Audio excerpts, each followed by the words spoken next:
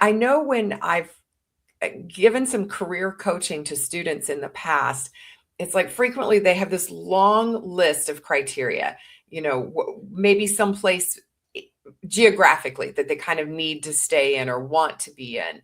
And they have what their degree has prepared them for and what their experiences have prepared them for. And they have, some financial and benefit criteria for themselves. And they might have some criteria about how fast they can promote.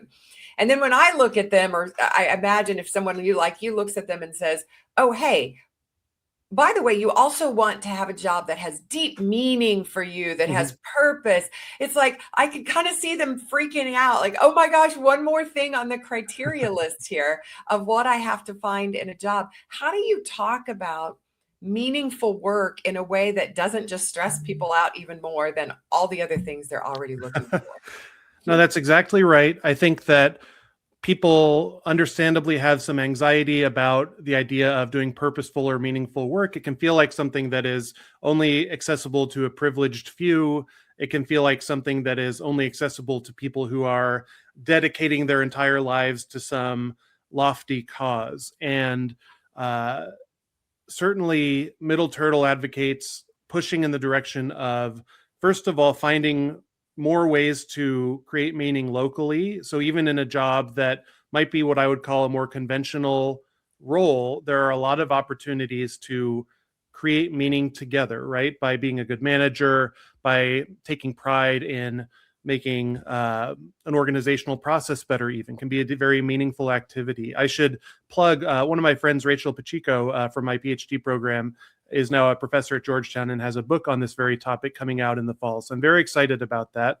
And I think that's one direction that's really important to recognize, is that this is not something that is an all or nothing, completely objective, separate thing that someone would do from a quote unquote normal job. And so once you can look past that and find more helpful ways of exploring purpose and meaning, the second big shift is that it is not something you figure out on your own. So you mentioned the tendency of people, and I should admit to this tendency myself, of making these lists of criteria, trying to find the objective right answer on a piece of paper to how purpose or meaning, a fulfilling career could be created, right? And again, what I preach and increasingly practice is that this is something co-created.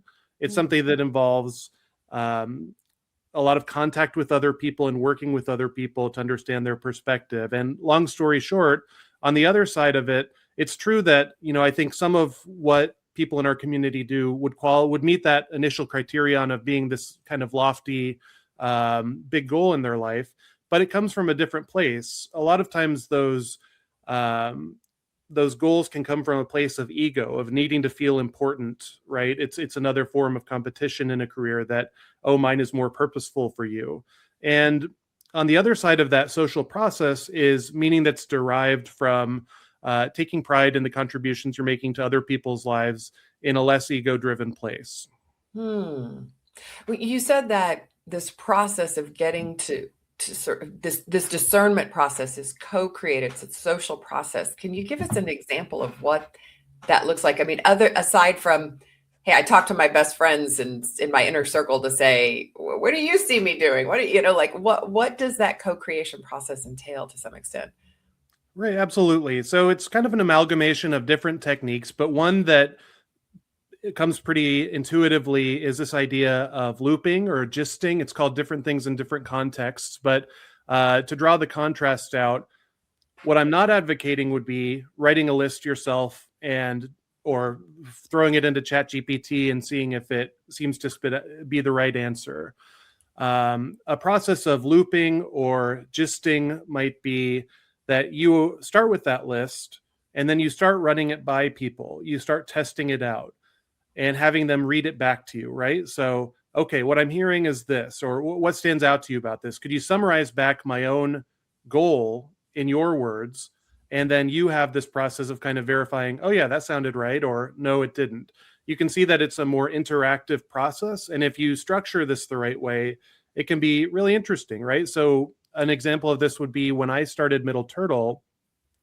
which admittedly was starting in a very abstract headspace, right? Coming out of a PhD program, I would have people explain to me what they thought middle turtle was. And some of it was exactly what I said, but I was interested that a lot of times it was not at all what I had in mind. And some of those gave me ways I could sharpen how I presented myself. And then some of them actually had good ideas for how to build on the ideas I was working with at the time. And so it's a very generative, collaborative process, right? That's one technique that you can use within this broader process and mentality of navigating this together rather than in isolation. I love that. I'm thinking of unintentional career advice that I've received through the years from just good listening partners who reflected back what they were hearing me say. And I, I could hear myself so much clearer when it came through a trusted mentor or friend's voice sometimes.